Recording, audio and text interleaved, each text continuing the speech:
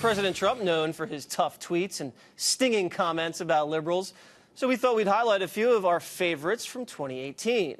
Here with his picks, host of the Greg Gutfeld Show and author of the new book, The Gutfeld Monologues. What do you think of my shirt? Gutfeld. See, I love that shirt. I know what you were up to. You were going to have me on to talk about Trump so you could beat me in the ratings on Saturday tonight. And I thought, I'm going to counteract your deviousness, which is, by the way, brilliant, to do a Trump segment with me, to beat me on Saturday night. So I thought I'd wear this shirt. I like it. It needs a collar. Of course, everything else is great, though. So I could flip it up. All By right. the way, I look great, don't I? You do look great. Did you just come back from the gym? I went to. That's where I got this idea. But I've been working out a lot just for you, Jesse. Yeah, you look fantastic. I have to, now that you're on the show, I have to keep up.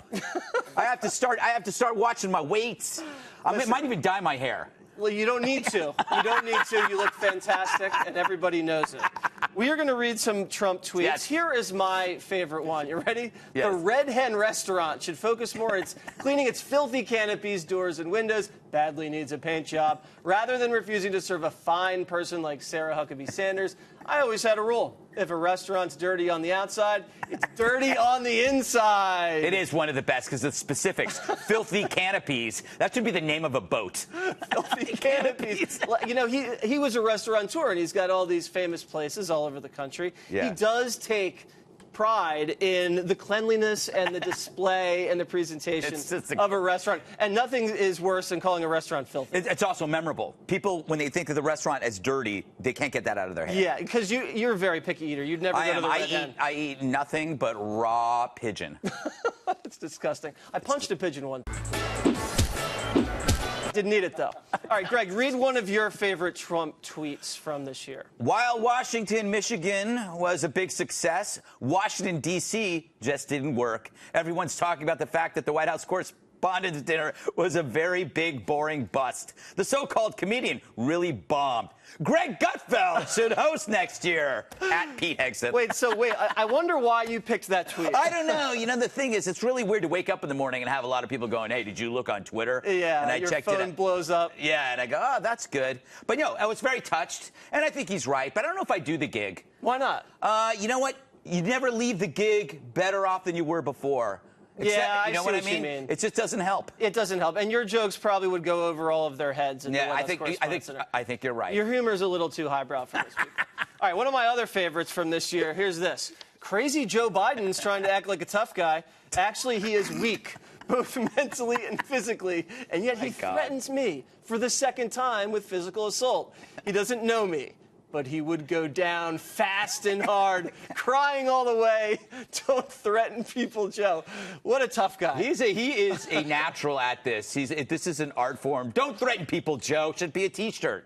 He's fantastic. Yeah, like yours. Good at this. I know. You should make him one. I like that he's going to go down fast and hard, like Trump's been training those two guys. All right, go ahead. What's your next one? My next one. The media are good news fire extinguishers. At Greg Gutfeld, the five. I actually agree with that one. That was a very good line, and you just said that a couple days ago. Yes, I did, and he quoted me, so I thought I'd do this. This is trying to make it all about me and the Greg Gutfeld Show, which will be on in less than 90 minutes, I finally met someone more shameless than myself. Yes, wow. It's true, and we're both here at the same table. That's double dose of shamelessness. Okay, here we go. Next one. This is the last one for me. Alec Baldwin, who's actually, he calls him Alex, whose dying mediocre career was saved by his impersonation of me on SNL, now says playing DGT was agony for him. Alex, it was also agony for those who were forced to watch.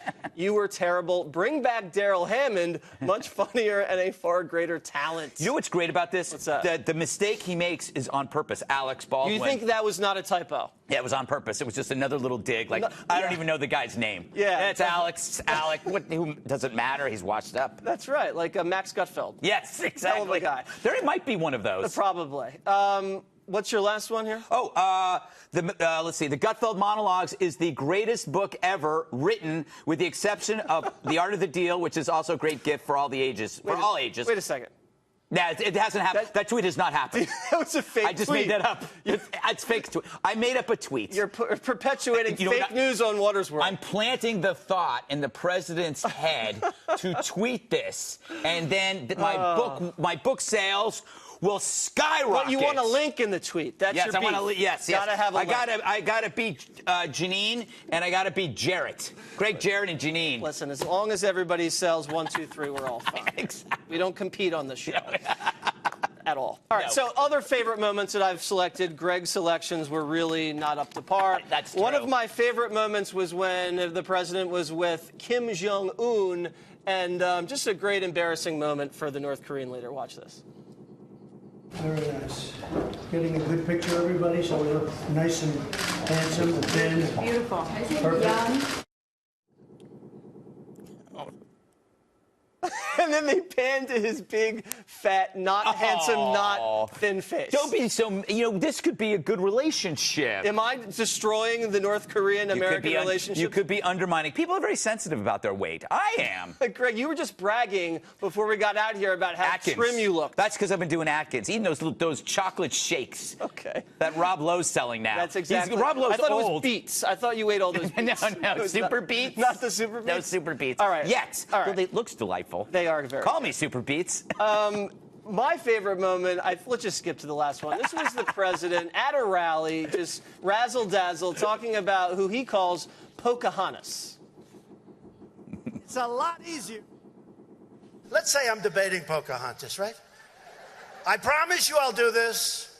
I will take, those little kits they sell on television for $2? I'm going to get one of those little kits. And in the middle of the debate, when she proclaims that she's of Indian heritage, because her mother said she has high cheekbones, and we will very gently take that kit, and we will slowly toss it, hoping it doesn't hit her and injure her arm, even though it only weighs probably 2 ounces. And we will say, I will give you $1 million to your favorite charity, paid for by Trump, if you take the test and it shows you're an Indian.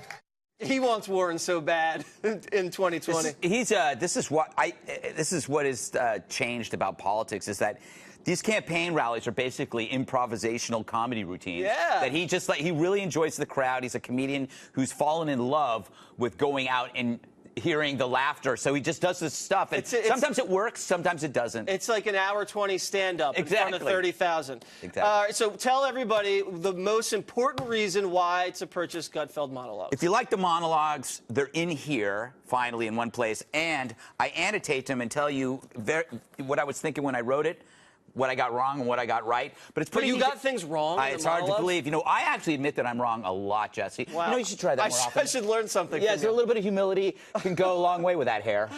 All right.